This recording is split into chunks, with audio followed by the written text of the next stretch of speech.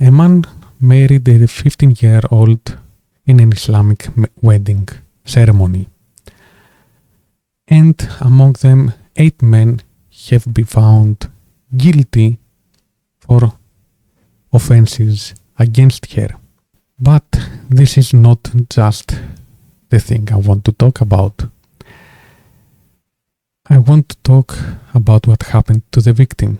According to her, she said that this was far more than a grooming case. This was an institutional scandal and no one cared for my well-being. She said also that she was married to an abuser. How could a child marry? Social services enabled it, according to her. The man, he is 44 years old and he was already in prison for other offenses, similar offenses, at the time of the report. And he was found guilty at Bradford Crown Court in June this year for assaulting her. And he's still waiting for his sentence. And from what I can understand from all of this is that the victim never was heard.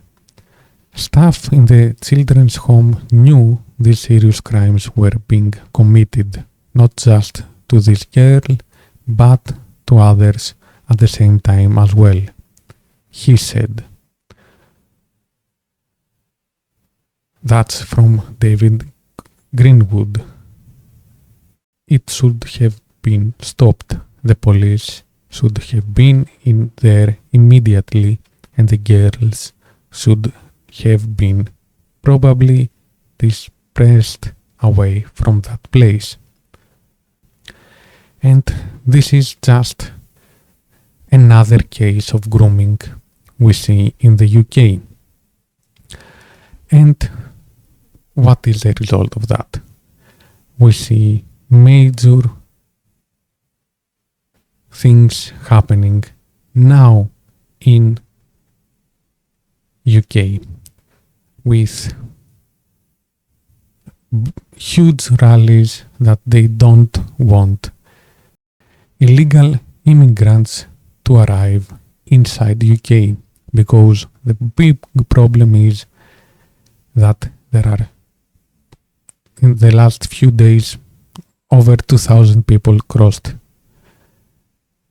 to UK from the France shore and Portugal. And those numbers are the ones that we know of. In UK, we also have a big issue. There are Sharia courts in the UK and they've been referred as Sharia councils. They provide religious rulings for the families, matters, marriage, divorces. But the Sharia laws are not legal and they don't have any authority in the UK. Right now, there are 85 councils operating in the UK. And they've been faced criticism for discriminating women all across the UK. Even if we think that legally they do not have any authority, that doesn't mean that the Muslims over in the UK don't believe and they don't follow the Sharia law.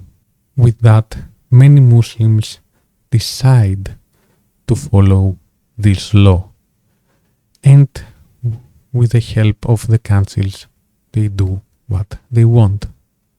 But let's make a deeper dive of what Sharia law is. So So basically, the areas that Sharia covers are personal acts and worship, the law for the family, business and finance, criminal law, ethics and manners. So basically, if you have a law in your country and inside this country you have a minority and this minority creates that makes a problem within the society. So inside this society you create friction and this is a problematic for the future. That's why we see right now huge rallies and in some cases there are professors in the UK that they see that the UK might become a war zone. But the real problem is not just that. The problem is how the government is not doing anything to prevent this thing. So right now we have a left wing government inside the UK. Historically, we know from USSR that the left always were friends with the Islam. And that is a point that is very major. But especially in the UK, there is another thing. There are many Muslim billionaires that spend a lot of money inside the UK, such as the Qatar. Qatar has a very strict Sharia law inside their country, and they are strong believers of Islam. So that's one of the major problems, that if UK chooses to change the laws and forbid, for example, Sharia and the courts of Sharia inside the UK, that might be a big backlash. Because right now we know the last few days that there is a huge problem with the economics of the UK. So there is a huge problem all around Europe, and UK is a prime example. What we really need to question is one thing and one thing only. How do we move from this side and change the ideas of some people? Do we let them stay in our countries or do we send them away? And how? This is a major issue. For me, this thing is a political nightmare for every country and every party. But we need to take action now.